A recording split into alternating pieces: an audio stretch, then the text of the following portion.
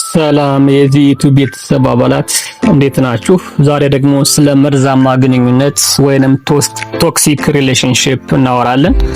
መጀመሪያ ፈጠራዊ ጽሑፍ ወይም የልብ ወለድ ጽሑፍ ከቶክሲክ ሪሌሽንሺፕ ጋር ያለ እናወራለን። የአንድ ሴት ታሪክ። ከዛ ደግሞ ቶክሲክ ሪሌሽንሺፕ ስንል ምን ማለታችን ነው? ምን አይነት ሳይንሳዊ እይታ አለው? ምን አይነት መገለጫዎች አሉት? ሳይንሳዊስ መፍትሄውስ ምን ይመስላል? የሚሉትን ለማውራት እንሞክራለን ማለት ነው። ቪዲዮውን ከወደዳችሁት ላይክ፣ ሼር፣ ኮፒ ሊንክ ለማለት ሞክሩ። የአንድ ሴት ታሪክ እናውራ። ስሟ ማርታ ይባላል። ስሜ ማርታ እባላለሁ። ይህንን ጽሑፍ ማስታወሻ ላይ የምጽፈው ለራሴ ነው። ምናልባትም አንድ ቀን አንድ ሰው አንብቦ እውነቱን ሊረዳ ይችላል። ምን ያህል በሕይወት ሊቆይ እንደምችል እርግጠኛ አይደለሁም። ከዳዊት ጋር ከመገናኘቴ በፊት የተለየው ራስ የምተማመን፣ ሳቂታ፣ ደስተኛ ተጫዋች ነበርኩ። ጓደኞች ነበሩኝ፣ ስራ ነበረኝ፣ የነገ ህልም ነበረኝ። ዳዊት ግን እነዚህም ሁሉ አንድ በአንድ ቀማኝ። አይ የኔ ነገር ደግሞ ሳስበው አይደለም፣ ሆነ ብሎ በዘዴ በፍቅር አታሎ እኮ ነው ሁሉንም ሁለንተናዬን የቀማኝ። መጀመሪያ ሳገኘው ሁሉም ነገር እንደ ተረት ተረት ነበር። አይኖቹ ጎላ ፈጠጥ ያሉ ናቸው፣ ሙቀት ይሰጣሉ። ቃላቱ ማር የሆኑ የሳቅ ሱስ የሚያስዙ ነበሩ። እኔን ሳይ የሚሰጠኝ ትኩረት ቂጤ እስኪንቀጠቀጥ እንደወደው አደረገኝ። እሱን ካላየሁ ራሴን አመኛል። አልቅሽ አልቅሽ ይለኛል፣ በይለኛል።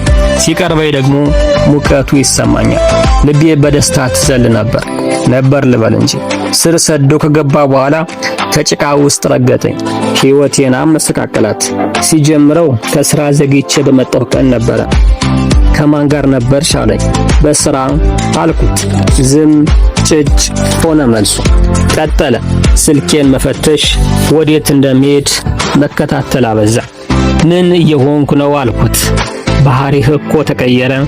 ሙቀት ሳይሆን የሚሰማኝ ስጋትህና ከመጠን በላይ ቁጥጥር ነው። ችግር አለ የኔ ጌታ አልኩት። ስለምወድሽ፣ እንዳትሄጅብኝ፣ እንዳትጎጅብኝ ስለምሰጋ ሆነ መልሱ። ድንገት ተነሳ። የተወሰኑ ዕቃዎችን ሸክፎ ጎንደር መሄዴ ነው፣ እናቴ በጣም ታማለች አለኝ። አንድ ቀን ምን ነው በድንገት ባህሪ ልጨብጠው አልቻልኩም። ልትቆጣጠሪ ነው ብሎ አንባረቀብኝ። ጸጥ ዝም ሆነ መልሴ። ወጣ ሄደ። ሳምንታት ቆየ። ደወልኩለት። ሰላም አለኝ። ሆስፒታል ነኝ አለኝ። ቆየሁና ለጋራ ጓደኛችን ለበለጠ ደወልኩለት። እውነቱን ነገረኝ። አዳማ ከጓደኞቹ ጋር የተዝናና እንደሆነ፣ ሴቶችም እንዳሉ፣ እንደውም ከዚህ በፊት እሱን ትወደው የነበረች ልጅ የገንዘባቸውንም ወጪ ችላ አብራቸው እንደሄደች አረዳኝ። ከደወልኩለት ከተወሰኑ ቀናት በኋላ ወደ ቤቱ ተመለሰ። በሰላም ተቀበልኩት። ስለምወደው እኮ ሞቴን ቃላት አውጥቼ ጠየቅኩት። ጎንደር ሳይሆን አዳማ ነው የሄድከው? ይህን ደግሞ ከጓደኛ ነው ያረጋገጥኩት። ስለው ማንባረቅ ጀመረ። እንዲያውም ከሱ ጋር አጉል ነገር ጀምራችኋል፣ ወሲብ አድርጋችኋል የሚባል ወሬ ሰምቻለሁ እያለ ጮህብኝ። እንባዬ ተናነቀኝ። አለቀስኩ። አልወጣልኝ አለ። እኔን ወይንስ ሊያፈራርሱን የሚፈልጉትን የሚሰማቸው አለኝ። የኔ ጌታ አንተን። እኔ ማመንኩት። ራሴን ማታለል ጀመርኩ። ጓደኞችን አንድ በአንድ ከኛ አራቃቸው። እነሱ ለእኛ መልካም አይመኙም ይለኝ ነበር። አንዲት እጅግ የቅርብ ጓደኛዬ ብትመጣ እንኳ እንግዳ የምንቀበልበት ጊዜ አይደለም ብሎ ከበሩ አስመልሳት። ምንም ማለት አልቻልኩም። ፈራው። የባንክ አካውንቴን እንደዘጋና ገንዘቤን ወደ እርሱ እንዳስተላልፍ አደረገ። ስንተዋወቅ የሕግ ባለሙያ ነኝ ብሎኝ ነበር። ነገር ግን አሁን በራሱ አንደበት የሕግ ባለሙያ ሳይሆን የመኪና ሽያጭ ደላላ እንደሆነ አረዳኝ። የሚያስገርመው ነገር ከዚህ ሁሉ ድርጊቱ የተሰቃየ እንደሆነ እንዲሰማኝ አደረገ። እንደዚህ የማድረገው አንቺ ላለማጣት ነው ይለኛል። የምትተይኝ ከሆነ ራሴን አጠፋለሁ ይለኛል። እኔም ታገስኩት። ለረጅም ወራት በዚህ ዑደት ውስጥ ታሰርኩ። ለውጥ መጣ። ሄርሞን የምትባል አዲስ ጎረቤት አገኘሁ። ሄርሞን በድብቅ የምታናግረኝ ሲሆን ዳዊት ለብዙ ሴቶች ተመሳሳይ ነገር አድርጓል አለችኝ። በመጀመሪያ አላመንኳትም። ነገር ግን አንድ ቀን ሄርሞን አንድ ፖስታ መጣችልኝ። በውስጡ ዳዊት ከሌሎች ሴቶች ጋር የተነሳቸው ፎቶዎች፣ በተለያዩ ስሞች የሚጠቀምባቸው ሰነዶች እና አንድ ያልተላከ ደብዳቤ ነበሩ። ደብዳቤው በእርሱ የተጻፈ ነበር። ማርታ ቀላል ኢላማ ናት። ሙሉ በሙሉ አምናኛለች። ከጓደኞቿ ከቤተሰቦቿ ነጥያታለሁ። አጎቴን አሰቃይቶ እንደገደለው እኔም አሰቃያታለሁ። ምክንያቱም ማን እንደሆንኩ አታውቅም። ገንዘቧን ሙልጭ አድርጌ ወስድባታለሁ። ባዶ እጇን አባራታለሁ ይላል። ልቤ ተሰነጠቀ። በዚያ ቀን ዳዊት ሲመጣ ፊት ለፊት ተጋፈጥኩ።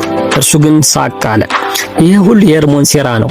እሷ ባለፈው አዳማ ድረስ ተከትላኝ አብረን እንሆን በልጅነቴ ጀምሬ እንደምወድህ እንደማፈቅር ታውቃለህ። አብረን ብንሆን ትልቅ ጥምረት ወጣናል ስለኝ ነበር። ከዚህ ሰፈርም እንደገባች አውቃለሁ። ስለዚህ ልትበጠብጠን ነው ማለት ነው መጣችሁ አለ። ፎቶዎችን አያቸው። እነዚህ ሁሉ የፎቶሾፕ ውጤቶች ናቸው አለ። ልቤ ተናወጠ። ሄርሞን በእርግጥ ትወደው እንደነበር በግልጽ ነግራኛለች። አሁን ገና ባለትዳርና የልጆች እናት እንደሆነች አጫውታኛለች። ዳዊት ሁልጊዜም የምናገረውን አታምኝም። በቃ እኔን ልትጎጂኝ ተነስተሻል አለኝ።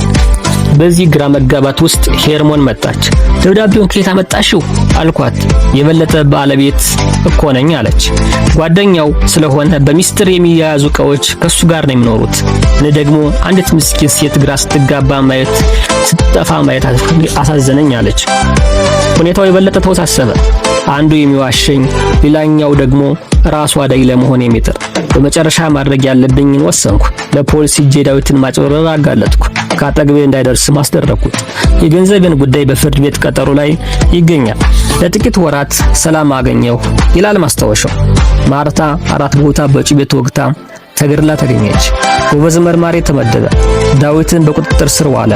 መርማሪው ግን የዳዊት ያጎት ልጅ ከዚህ በፊት በማርታ አጎት የተገደለው አባቱ ሆኖ ተገኘ። ምርመራውን አጠማዘዘው። ሄርሞን እንደገደለቻት የሚያስረዳ ማስረጃ አቀነባበረ። ምክንያቱም ያጎቱን ልጅ ለማዳን፣ ምክንያቱም የአባቱን ገዳይ ለመበቀል።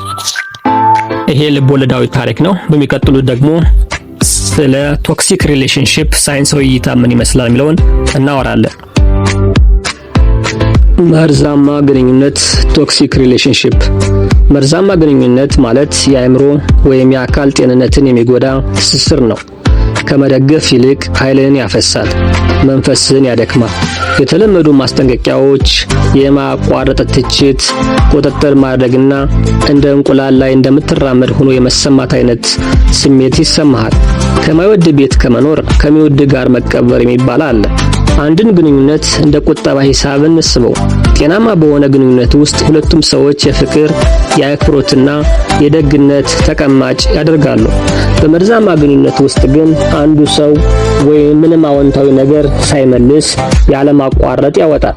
ትኩረት ይጠይቃል፣ ያዋርዳል፣ ያቃልላል። ሂሳቡ ባዶ ሲሆን ግንኙነቱ ይከስራል። ዶክተር ጆን ጎትማን ባለትዳሮችን ለ40 ዓመታት ሲያጠኑ ካረጋገጡት ውስጥ ዋናው ጤናማ ግንኙነት ለመጠበቅ ለእያንዳንዱ አሉታዊ ግንኙነት ቢያንስ 5 አዎንታዊ ግንኙነቶች ያስፈልጋሉ። ይህ 5 ለ1 ምጥጥን የፍቅር ባንክ ሚዛን ነው። የመርዛማነት ምልክቶች ጋዝላይቲንግ፣ አንድ ሰው የራስን እውነት ውስጣ ወይም ስሜት እንድትጠራጠር ሲያደርግህ። ወቀሳ ማዞር ሌላኛው፣ ሁልጊዜ ጥፋተኛው አንተ እንድትሆን ማድረግ ራሳቸው ቢሳሳቱም እንኳን። ማግለል፣ ከጓደኞችህ ከቤተሰብህ ሊያገሉህ መጣር። ድጋፍን ማጣት፣ ላክ ኦፍ ሳፖርት። ለማደግ ወይም ግቦችን ለማሳካት ስትሞክር አንተን ማዋረድ፣ አንተ ላይ እንቅፋት አይነት የሚታይ ከሆነ ቶክሲክ ሪሌሽንሺፕ የሚታይበት መንገድ ነው ማለት ነው። የተለመዱት 6 የመርዛማ ምልክቶች አሉ። እነዚህ ምልክቶች በግንኙነታችሁ መካከል ከታዩ ቶክሲክ ሪሌሽንሺፕ አለ ማለት ነው። አንደኛው የግንኙነት ውጤት ሰንጠረዥ ወይንም ዘ ሪሌሽንሺፕ ስኮር ካርድ ይሰኛል። አንዱ አጋር ያለፈውን ስህተትን ደጋግሞ ያወራብሃል፣ ግን በይበልጥ እንደተሳሳተ የሚደረግ ውድድር ነው። እኔ ነኝ የተሳሳትኩኝ ሳይሆን አንተ ተሳስተሃል ይላል ማለት ነው። አሁን ያለውን ችግር ከመፍታት ይልቅ ከዓመታት በፊት የሆነውን ነገር በማንሳት የጥፋተኝነት ስሜት ይፈጥራል። ሰዎች እርስ በርሳቸው ትክክል ለመሆን ሲሉ ግንኙነትን ማሻሻልን ይረሳሉ ማለት ነው።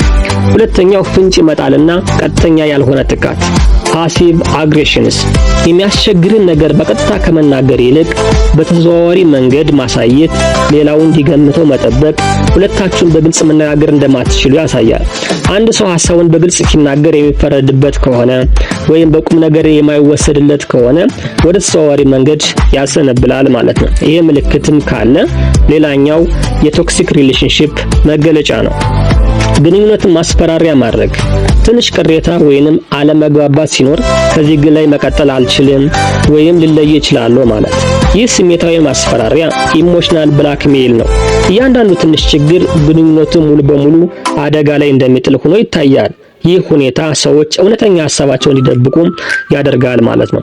4 ብንወስድ ለራስ ስሜት አጋርህን መውቀስ፣ መጥፎ ቀን ሲያጋጥምህ፣ ስትወድቅ፣ ስራ ላይ አልሳካል ሲል አጋርህን ሳትጠይቀው እንዲረዳህ መጠበቅ፣ ሲያቅተውም ተጠያቂ ማድረግ፣ ይህ ድንበር አለመኖርን ያሳያል።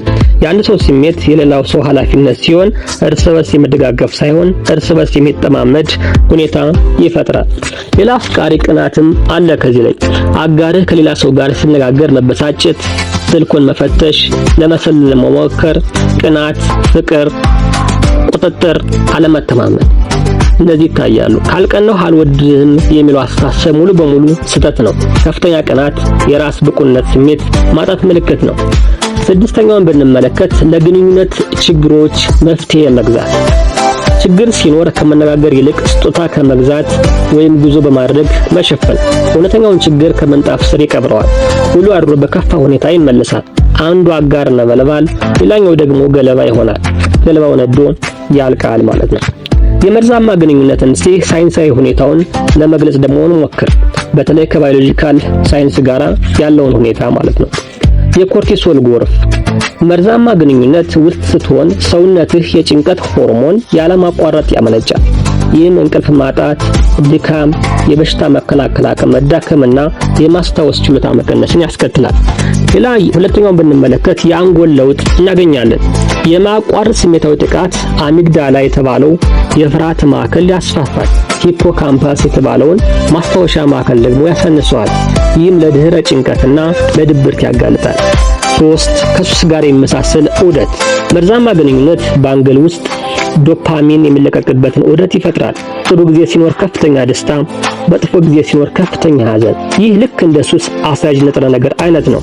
በመርዛማ ግንኙነት ውስጥ ያለ ሰው አንጎል ልክ እንደ ኮካይን ሱሰኛ አንጎል ተመሳሳይ የነርቭ እንቅስቃሴ ያሳያል። የማስደስትን ግንኙነት እንኳ ለመተው የሚከብደው ለዚህ ነው።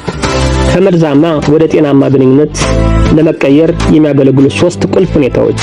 ከመርዛማ ግንኙነት ወደ ጤናማ ግንኙነት የሚደረገው ጉዞ ቀላል አይደለም። እውነቱን ልንገራችሁ፣ ብዙዎቹ አይሳካላቸውም። ግን ለውጥ ለማምጣት የምትችለው እነዚህ 3 ነገሮች ከተገበርክ ወይም ከተሟሉ ነው። 1. ሁለቱም ወገኖች ለመለወጥ ፈቃደኛ መሆን አለባቸው። አንዱ ብቻ ቁርጠኛ ቢሆን አይሳካም። 2. ሁለቱም ወገኖች የአክብሮት፣ የእምነት፣ የፍቅር እጥረት መኖሩን አምነው ሊሰሩበት ፈቃደኛ መሆን አለባቸው። ችግሩ ምን እንደሆነ በግልጽ መነጋገር ያስፈልጋል። 3. ሁለቱም ያለ ከፍተኛ ወቀሳ ወይም ፍርድ በጤናማ መንገድ መነጋገር መቻል አለባቸው። ዓላማው ማን ትክክል እንደሆነ ማረጋገጥ ሳይሆን ግንኙነትን ማዳን መሆን አለበት ማለት ነው። እነዚህ ማይስተካከሉ ከሆነ ግን በሩን ዘግተህ መውጣት አንዳንዴ ከመቆየት ይሻላል። ራስን ማዳን ራስ ወዳድነት ሳይሆን የራስ ሕይወት ከአደጋ መጠበቅ ሂደት ነው። ከመርዛማ ግንኙነት ጋር የምትኖሩ ሰዎች ይሄን ሐሳብ ለማየት ሞክሩ። መርዛማነቱ በጣም እየሰፋ ከሄደ እንደ ማርታ እስከ ሞት እስከ ጉዳት ሊያደርሳችሁ ስለሚችሉ በጊዜ መነጠሉ አስፈላጊ ነው እላለሁ።